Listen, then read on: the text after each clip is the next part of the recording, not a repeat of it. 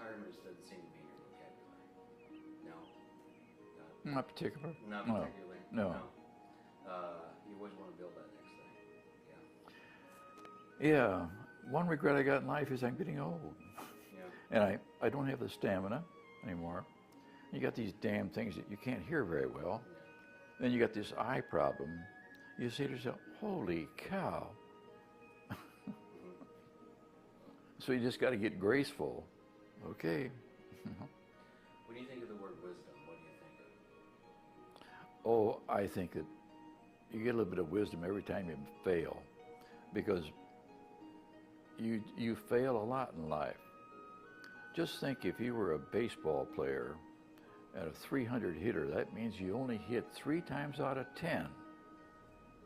If you're a salesman, you make calls, you make calls, you make calls, and you never hit 8 out of 10 or 7 out of 10. It's usually down 3, 4, and 5.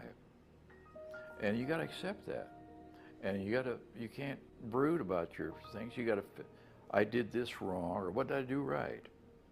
And I used to really, if I got a real good order and things like that, I always tried to dissect that, always dissect your successes and forget about your failures, because pal, you'll give up if you aren't careful. You mean? So you just got to hang in there and keep pressing the buttons. You know? Have you gotten smarter as you gotten older? I know more things that don't work. Yeah. You know, and lots of technology today is moving so fast, and I'm astonished.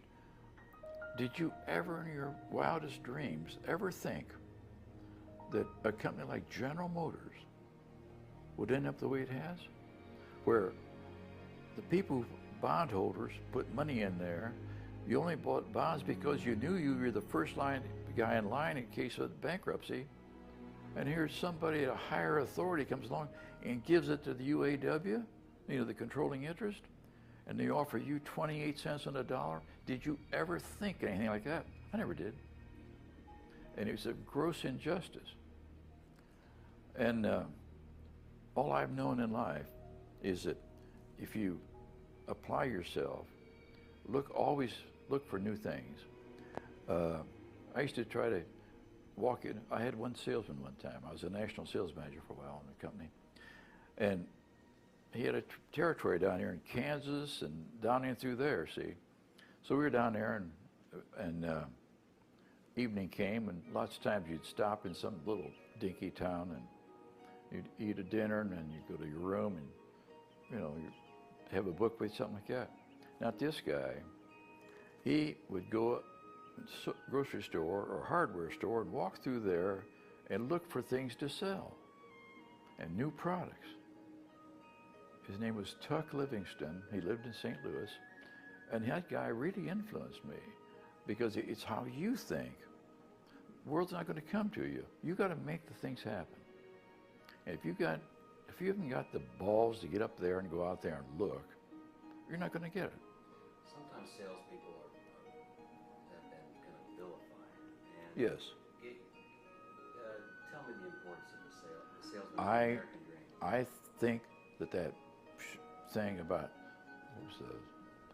Willie Loman, what was that? Death of a salesman. What? Death Death of a salesman. I think that was the worst thing for America that I ever knew of for years, and still feel it was a terrible injustice, because a lot of people started looking down on salespeople. Well, let me say one thing to you. You get a building full of machinery sitting there with no orders, and Mr. You got a problem. The people who work for you got a problem, because there's no cash flow, nothing will be divided up. And a hell of a lot of people in Washington are making decisions these days have never had that kind of outlook. Community organizers, what is that? I mean, these are guys that hung out with radicals and things like that. And you think they're worrying about the American people? No. They think that I'm supposed to work hard all my life and then give money to these guys who've been sitting around their duff and watching television at night. That's not right, period. And I think that if there's a Scrooge in our land, that's it, as far as I'm concerned. You got to. Advice to your grandkids. I'm sorry. Advice to your grandkids. There's no free lunch, and there's a lot expected of you. You've been lucky. When I think about how hard my parents worked, and doggone it, I feel I owe them something. And I feel I owe my kids something. By the same token, I'll be ready, willing, and able to kick them in the derriere when they're not performing. And I'm sorry, but that's just the way, because when I look around the world and traveling a little bit like I have, everybody in the world wants to be here in America because they see movies and things like that, and they know that the land of opportunity is America. It's not Russia, it's not these other places, it's America. And kids born here who sit around the house and mope and watch television and who know everything there is to know about some football team are being led astray. That really sounds radical, but I'm telling you, when we have a world economy, our United States is not going to be what it used to be. Because everything is being, it seems we're going out of the way to dumb down our population. And it bothers me. Because, of course, with the next year in November, it's going to be a very, very important election. Because if this crowd doesn't get voted out, they're going to so damage our country, very basically, that they're going to take the idea of motivation away from it. And I see it as just a major, frightful thing. Because when you get everybody looking they want to work, if you want to work for the post office all your life, because you have a steady paycheck and that kind of stuff, I don't want you around me.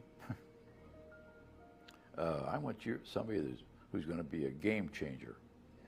And I look at our kids the same way. How would you like to be remembered?